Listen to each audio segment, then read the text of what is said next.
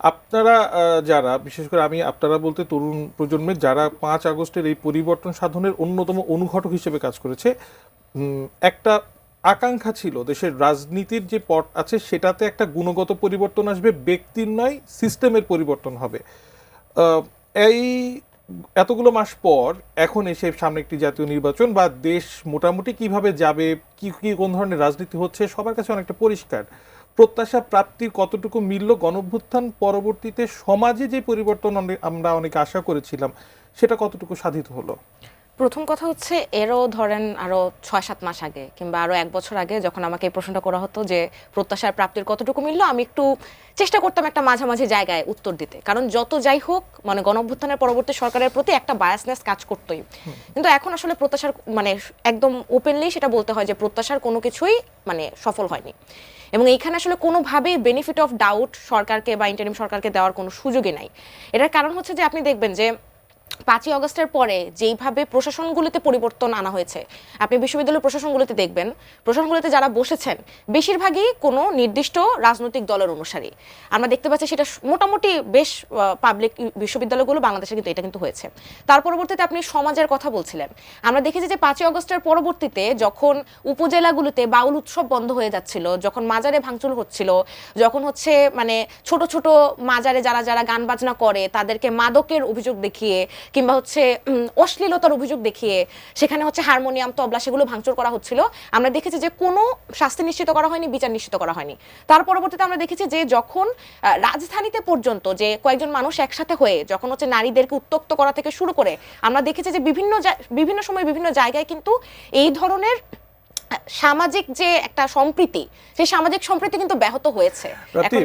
অনেকে বলেন যে সবচেয়ে নিরাপদ সমালোচনার মাধ্যম হলো যে সরকারের উপরে সবকিছু ছেড়ে দাও।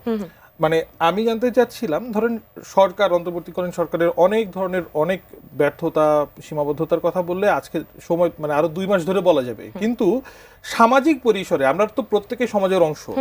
আমরা যারা গণঅভ্যুত্থানের নেতৃত্ব দিয়েছি তারা সমাজে কি বার্তা দিলাম? ধরেন আমি যদি মানে উদাহরণ দেওয়ার জন্য বলছি যে এনসিপির তারা তো একেবারে সম্মুখ সারির, তারা যে রাজনীতিটা করলো, সরকার যেভাবে চালাচ্ছে সেই হিসাব বাদই দিলাম, তাদের রাজনীতিতে আপনার প্রত্যাশা প্রাপ্তি মিলেছে? অবশ্যই না। মানে আমি সরকারকে সমালোচনা করতে পারি কারণ সরকারকে আমি আমার বেতন থেকে 15% ট্যাক্স দিই, এনসিপি কে তো আমি 15% ট্যাক্স দেই না। কিন্তু যদি আপনি এই প্রশ্ন আমাকে করেন, না জীবন বাজি রেখে তো তাদের ছাতার নিচে এক হয়েছিলেন। এখানে আপনাদের একটা ভুল আছে। সেই ভুলটা হচ্ছে আপনারা সবাই মনে করেন যে যারা গণঅভ্যুত্থানে আমরা সামনের সারিতে ছিলাম, রাস্তায় ছিলাম কিংবা বিভিন্ন জায়গা থেকে নেতৃত্ব দিয়েছি, আমরা সবাই আসলে এনসিপি করি। মানে না এনসিপি আমি শুধুমাত্র হয়তোবা ফ্রেমিং করার জন্য সেটা বললাম।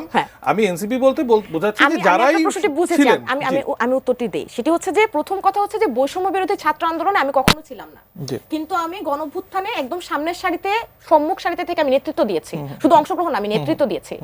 কিন্তু কেন বৈষম্য বিরোধী আন্দোলনে, ছাত্র আন্দোলনে আমি ছিলাম না বা আমি সমন্বয়ক পরিচয়টি ধারণ করিনি? কারণ আমি জানতাম যে তাদের সাথে আমার মতাদর্শে মিলে না, এবং তাদের সাথে যে আমাদের মতাদর্শে মিলে না সেটা কিন্তু আমরা 5ই আগস্টের পরবর্তীতে একদম সামনাসামনি দেখছি। এখন যদি আপনি এনসিপির রাজনীতি নিয়ে আমাকে জিজ্ঞেস করেন, অবশ্যই না।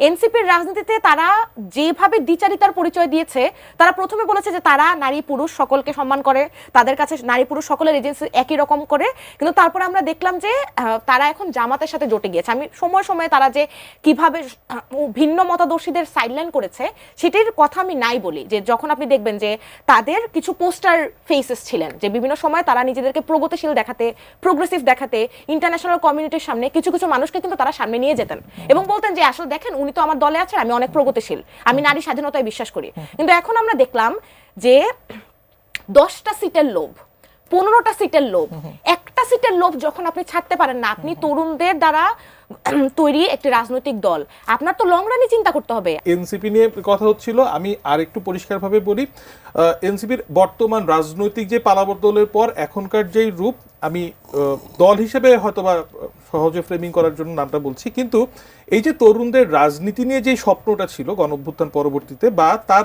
অনেক আগে থেকে বিভিন্ন ঘটনা প্রেক্ষাপটে পরম্পরাতে, আপনি কি মনে করেন সেই রাজনৈতিক স্বপ্নের একটা মৃত্যু ঘটেছে?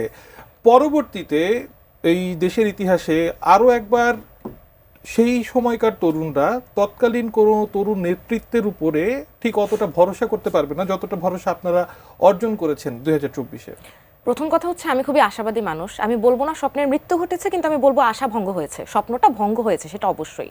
এটার কারণ হচ্ছে যে যখন আমরা দেখি যে নাহিদ ইসলামকে চোখ বন্ধ করে সকলে মেনেছিল যে তাদের নেতা, তখন আমরা যখন দেখি যে তারা মাত্র 10টা 15টা 20টা সিটের লোভ সামলাতে না পেরে তারা নিজেদের আইডিওলজি, নিজেদের আদর্শ, নিজেদের নীতি নৈতিকতা সকল কিছু বিসর্জন দিয়ে একটা দলের জাস্ট পাপেট পুতুল হয়ে থাকতে চান সংসদে, যদি যেতে পারেন।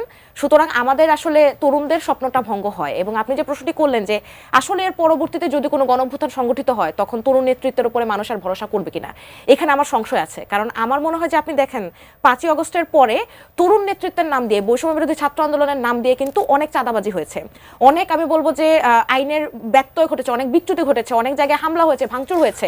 এবং এই জায়গাটিতে যখন মানুষ দেখছে যে সাধারণ মানুষ তো আসলেও ভরসা করছিল, কিন্তু যখন তারা এখন দেখছে যে এনসিপি জামাতের একটি প্রক্সি দল, কিংবা বৈষম্য বিরোধী ছাত্র আন্দোলন আসলে তারা কথায় বলে আমরা মধ্যপন্থী কিন্তু তারা আসলে একটি ডানপন্থী দল, তখন মানুষের আশাভঙ্গ হওয়ার বিষয়টাই স্বাভাবিক।